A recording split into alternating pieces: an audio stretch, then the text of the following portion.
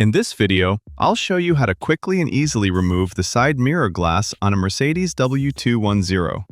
I'll also show you how the mounting system looks from the inside so you can better understand how everything is connected.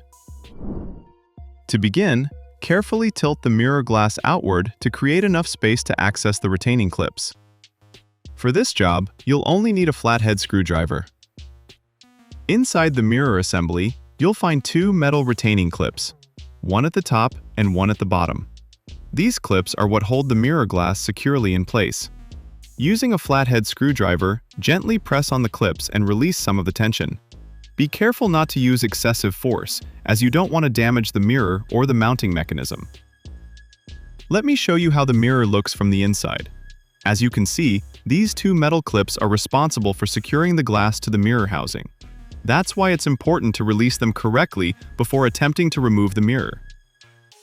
Once the clips are disengaged, removing the mirror glass becomes very easy.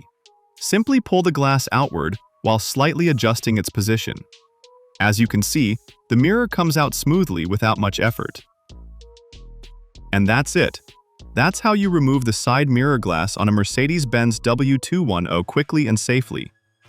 If this video helped you, please leave a comment and let me know.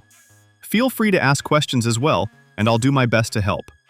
Don't forget to check out our other Mercedes W210 tutorials and repair videos. Thanks for watching.